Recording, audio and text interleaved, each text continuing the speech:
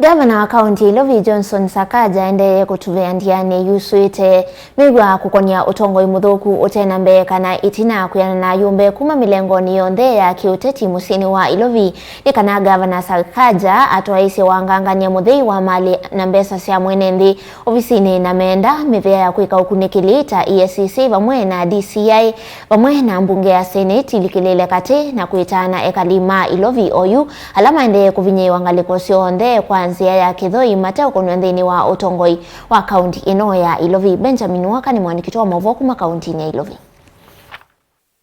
Uthukumi wa Gavana Johnson Sakaja musyini Ilovi wende kulikandaka muthenya umwe kuthi ulaungi mauvo ma uvaluku wa kiutongoi mitumile mithuki Ilovia na wanganganya mali ya ekalima Ilovi niosula imbia Gavana Sakaja na yu ayumbe ma chama cha UDA chama cha ugavana nimeliumilia kumuvia ivoko Sakaja kwa kuendea kukoma wiani vate kindu kiende City Hall.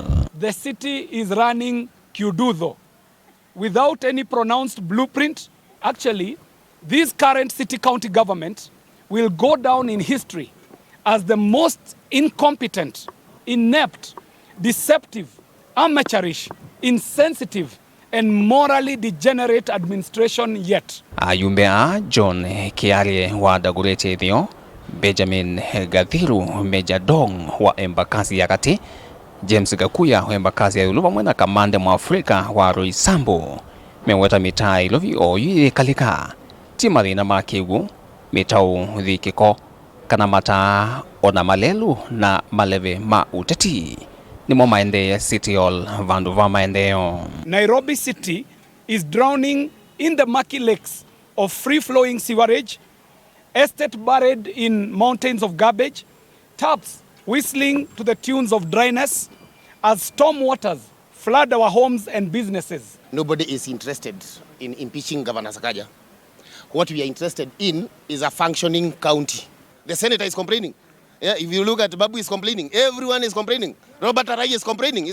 No, what we have just done is we have decided to do it as a Kenya Kwanza and call him out. We hear that Governor Sakaja is preparing himself to vie as the chairman of UDA in Nairobi. We are telling Sakaja, instead of wasting his time vying for this seat, we are asking him to spend his valuable time going to the committee in Senate to answer the queries of audit. Nake muyumbe wa Kamukunji Yusuf Hassan wa chama cha Jubilee wayumilia kumukulia Gavana Sakaja anengendea hatanithia masokoni manene ma Ilovi. Hassan wata Sakaja atwaiisye ya kuomboya hatanithia stores sio kikomba misingini ya kwaka kiseze cha masima moto uvathukanu na miao na yuvia sala sia hatanithia mbe wa ngili itatu ni tamba ikite. And they have rendered 3,000 people without any livelihood. They are now destitute, they're out there in the streets. But the governor has ignored that particular appeal. I have spoken to him. The market people have appealed to him. He has ignored, which means he's in favor of the demolition. Hii serikali ilisema ni ya bottom up. Na kwa hivyo ni vibaya sana kuona wale ambao waliwasupport hao ndio sasa wamewabomolea. Pia rais mwenyewe alisema kutakuwa na watu kubomolewa. Ni vizuri watu wanaitwa alafu wanaambiwa kwa nini wabomolewe, na kama wanabomolewa kwanza wapewe pahali ambapo wataenda. Ngaliko ni hingi na mwema ayumbe ma chama cha ODM hevo babu wino embakasi umelondo aswa methito maukilia makulyo maito kukonya Atongoi muthuku wa Governor Sakaja kiyo o kila seneta wa county hii ya Ilovi Edwin Sifuna ngaliko ni yake withitwe ainengana Senate kumana nitambia Governor Sakaja kuthisi sikalo ila wetwa mbugeni kusungia makulyo kukonya mitumile Ilovia sia county ya Ilovi. Sakaja keeps on floating the name of Baba everywhere. And I'm going to talk to Baba. Baba is not part of this thing.